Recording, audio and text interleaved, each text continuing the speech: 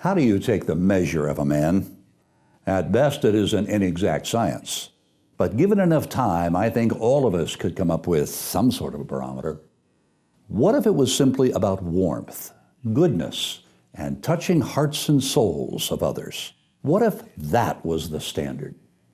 When it comes to the R.G. LeTourneau Founders Award, those attributes are essential when considering a nominee.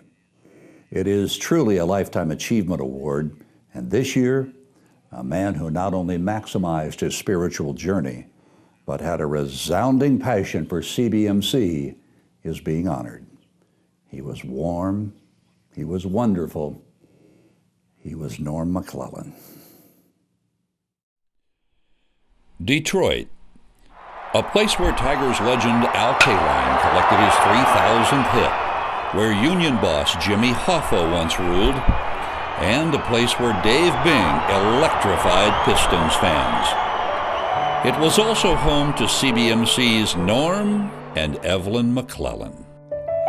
A guy came to me in the 70s, and he said, you're a businessman, and you're a Christian. How come you're not involved with CBMC? And he called himself a retread. He wore a t-shirt around that said, I'm a retread, because he was starting his second career. And so I was retired for a month, and then I came on staff full-time. Teddy Moss told, he says, the ministry is to men in the cities. That's where Jesus went. And we put together a video and introduction to CBMC.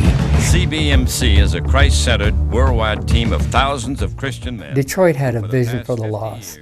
The men in the ministry of CBMC wanted to be all in there. I said to Fred, we've got a bunch of young guys to take over here in Detroit, and they're eager to do that, and I'm eager to get out of their way. So I said, we'd like to travel. So in 1999, Norm and Evelyn decided to start their CBMC motorhome ministry. And for the next 12 years, they barnstormed through 191 cities across 39 states.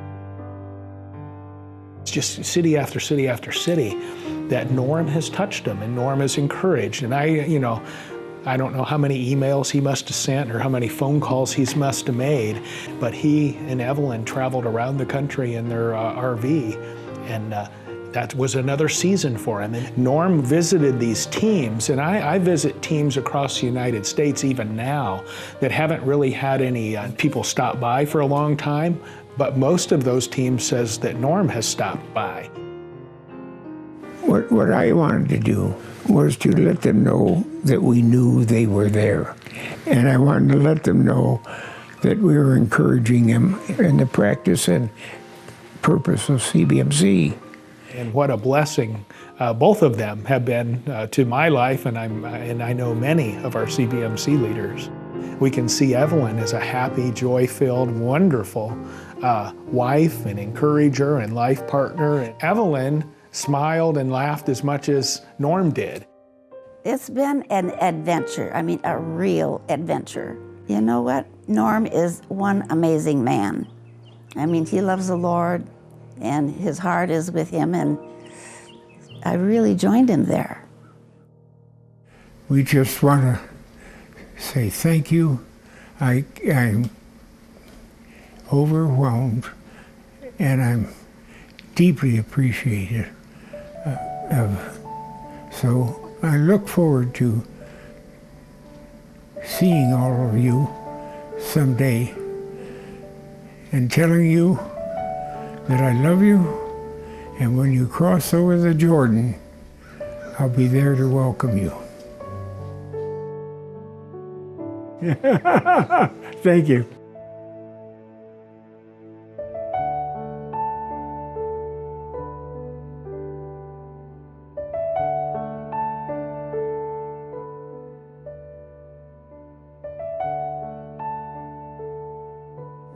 Norm's trademark chuckle was silenced just 2 weeks after he sat for this interview. A private family ceremony was held just after his passing, after which Norm was interred at National Cemetery in Holly, Michigan. Come July 8th, family and friends will gather at Waterford Community Church just north of Detroit for a memorial service in Norm's honor.